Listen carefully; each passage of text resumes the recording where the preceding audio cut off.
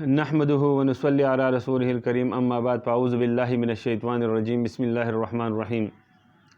میرے بھائیوں اور میری بہنوں، آج کا موضوع جو ہے وہ خوشگوار ازدواجی زندگی کے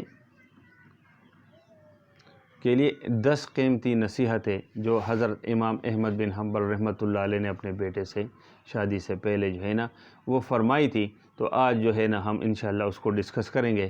تو آپ لوگ توجہ سے انشاءاللہ اس سے ہماری جو زندگی ہے اس کے اوپر بڑے خوشگوار اثرات مرتب ہوں گے، اور ہماری جو گھریلو زندگی ہے جو آج ہر گھر میں تقریباً ہر دوسرے تیسرے گھر میں جو ہے وہ جو ہے نا ہم ان باتوں کے برخلاف جو زندگی گزار رہے، تو اس میں تلخیاں ہوتی ہے اور اس میں ایک دوسرے سے اختلافات ہوتی ہے۔ اور آج کل جو ہے نا معاشرے میں جو ہے نا جو ٹی وی پہ اور مختلف ذریعوں سے جو ہے نا جو ڈرامے دکھائے جاتے ہیں، تو اس میں جو ہے نا جو اس کے واقعات اور وہ ہیں وہ جو ہے نا طلاق تک پہنچ جاتے ہیں۔ اور جو ہے نا اگر ہم نے اسلام کے اوپر اور اسلامی تعلیمات کے اوپر اپنی زندگیوں کو گزارا تو انشاءاللہ تعالی انشاءاللہ ہماری زندگیاں خوشگوار ہو جائیں گی۔ اور جو ہے نا امام احمد بن حنبل رحمۃ اللہ علیہ جو ہے نا ہمارے فقہ کے امام ہے، تو انہوں نے اپنے بیٹے سے جو باتیں کی تھی تو وہ بڑی پرمغز اور پر اثر ہوں گی۔ تو اگر میں آرام سے جو ہے نا یہ ویڈیو تھوڑی سی لمبی ہو جائے گی، لیکن میں کوشش کرتا ہوں کہ بڑے آرام سے وہ باتیں آپ کو سمجھا سکوں انشاءاللہ تعالی۔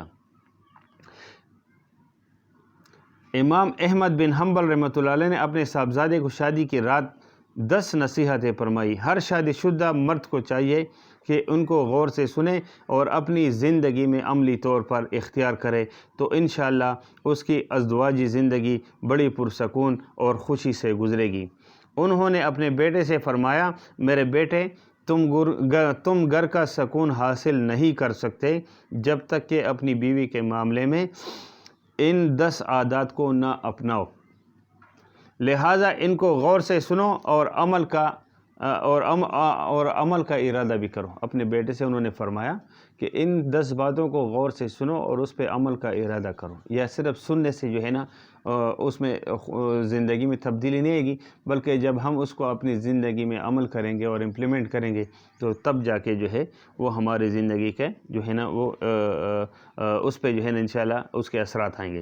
نمبر 1 یہ ہے کہ پہلی 2 تو یہ ہے کہ عورتیں تمہاری توجہ چاہتی ہے کہ تم ان سے واضح الفاظ میں محبت کا اظہار کرتے رہو، لہٰذا وقتاً فوقتاً اپنی بیوی کو اپنی محبت کا احساس دلاتے رہو اور واضح الفاظ میں اس کو بتا دو کہ وہ تمہارے لیے کس قدر اہم اور محبوب ہے۔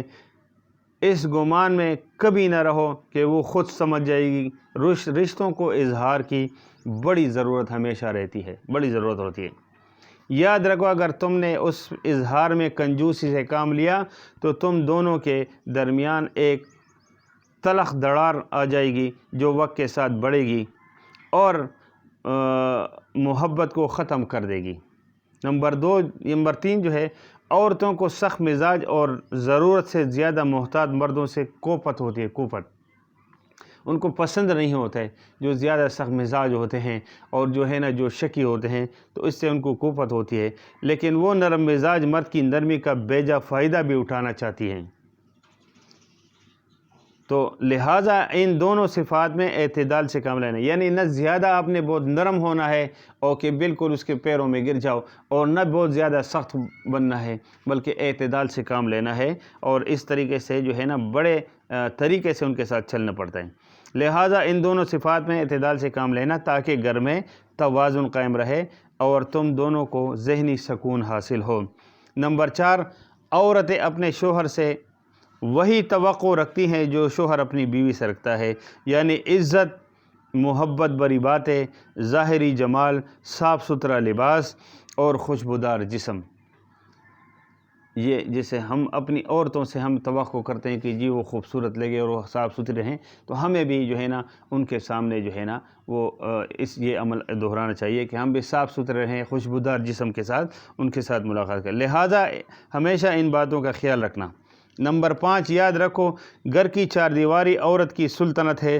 جب وہ وہاں ہوتی ہے تو گویا اپنی مملکت کے تخت پر بیٹھی ہوتی ہے، لہٰذا اس کی اس سلطنت میں بیجا مداخلت ہرگز نہ کرنا اور اس کا تخت چھیننے کی کوشش نہ کرنا، جس حد تک ممکن ہو گھر کے معاملات اس کے سپرد کرنا، اس میں تصرف کی اس کو آزادی دینا۔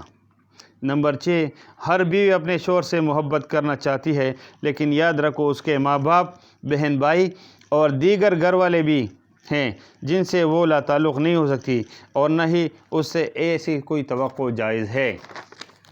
لہذا کبھی بھی اپنے اور اس کے گھر والوں کے درمیان مقابلے کی صورت پیدا نہ ہونے دینا، کیونکہ اگر اس نے مجبوراً تمہاری خاطر اپنے گھر والوں کو چھوڑ بھی دیا تب بھی وہ بے چین رہے گی، اور یہ بے چینی بالآخر تم سے اس کو دور کر دے گی۔ نمبر 7 جو ہے، بلا شبہ عورت جو ہے نا ٹیڑھی پسلی سے پیدا کی گئی ہے، اور اس میں اس کا حسن بھی ہے، یہ ہرگز کوئی نقص نہیں ہے، وہ ایسے ہی اچھی لگتی ہے جس طرح بویں جو ہے وہ گولائی میں اچھی لگتی ہیں۔ لہذا اس کے ٹیڑھے پن سے فائدہ اٹھاؤ اور اس کے اس حسن سے لطف اندوز ہوں۔ لہذا اگر کبھی اس کی کوئی بات ناگوار بھی لگے تو اس کے ساتھ سختی اور تلخی سے اس کو سیدھا کرنے کی کوشش نہ کرو، ورنہ وہ ٹوٹ جائے گی اور اس کا ٹوٹنا بالآخر طلاق تک نوبت آ جائے گی۔ مگر اس کے ساتھ ایسا بھی نہ کرنا کہ اس کی ہر غلط اور بے جا بات مانتے ہی چلے جائیں، ورنہ وہ مغرور ہو جائے گی، جو اس کے اپنے ہی لیے نقصان دہ ہے۔ لہٰذا معتدل مزاج رہنا اور حکمت سے معاملات کو چلانا۔ نمبر 8 جو ہے، شوہر کی ناقدری اور ناشکری اکثر عورتوں کی فطرت میں ہوتی ہے۔ اگر ساری عمر بھی اس پر نوازشیں کرتے رہو لیکن کبھی کوئی کمی رہ گئی تو وہ یہی کہے گی، تم نے میری کون سی بات سنی ہے آج تک؟ لہٰذا اس کی اس فطرت سے زیادہ پریشان اور فکر مند مت ہونا، اور نہ ہی اس کی اس وجہ سے اس سے محبت میں کمی کرنا۔ یہ ایک چھوٹا سا عیب ہے اس کے اندر، لیکن اس کے مقابلے میں اس کے اندر بے شمار خوبیاں بھی ہیں۔ بس تم ان خوبیوں پر نظر رکھنا اور اللہ کی بندی سمجھ کر اس سے محبت کرتے رہنا اور اس کے حقوق ادا کرتے رہنا۔ نمبر 9، ہر عورت پر جسمانی کمزوری کے کچھ ایام آتے ہیں۔ ان ایام میں اللہ تعالیٰ نے بھی اس کو عبادات میں چھوٹ دے دی ہے، اس کی نمازیں معاف فرما دی ہیں، اور اس کو روزے میں اس وقت تک تاخیر کی اجازت دی ہے جب تک وہ دوبارہ صحت یاب نہ ہو جائے۔ بس ان ایام میں اس کے ساتھ ویسے ہی مہربان رہنا جیسے اللہ تعالیٰ نے اس پر مہربانی فرمائی ہے۔ جس طرح اللہ تعالیٰ نے اس پر عبادات ہٹا لی ہیں، ویسے ہی تم بھی ان ایام میں اس کی کمزوری کا لحاظ رکھتے ہوئے اس کی ذمہ داریوں میں کمی کر دو، اس کے کام کاج میں مدد کرو اور اس کے لیے سہولت پیدا کرو۔ اور آخر میں جو ہے نمبر 10 جو ہے، اور آخر میں بس یہ یاد رکھو کہ تمہاری بیوی تمہارے پاس ایک قیدی ہے جس کے بارے میں اللہ تعالیٰ تم سے سوال کرے گا۔ بس اس کے ساتھ انتہائی رحم و کرم کا معاملہ کرنا۔ اللہ سب مسلمانوں کو عمل کی توفیق عطا فرمائے، آمین یا رب العالمین، تاکہ جو ہے تمام مسلمانوں کے اور تمام لوگوں کے جو ہے نا گھر کی جو زندگی ہیں وہ خوشگوار گزرے۔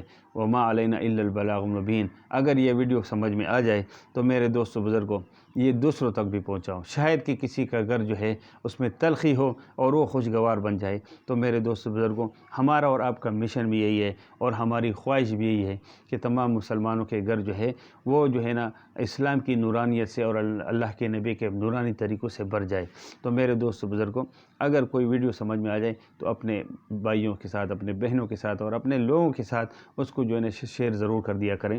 اور جو لوگ اس چینل پہ نئے ہیں، رموز حق ٹی وی چینل پہ، تو ان سے جو ہے نا گزارش ہے کہ وہ اس جو ہے نا سبسکرائب کے بٹن کو دبا دیں اور ساتھ میں بیل آئیکن کو بھی دبا دیں، تاکہ جو ہے نا باقی آنے والی ویڈیوز اس طرح کی جو ہے وہ آپ تک پہنچتی رہے اور ہم ایک دوسرے کو جو ہے نا اسلام کے نورانی طریقوں سے جو ہے نا گرو کرتے رہیں اور اس پہ عمل کرنے کی کوشش کرتے ہیں۔ اور السلام علیکم ورحمۃ اللہ وبرکاتہ۔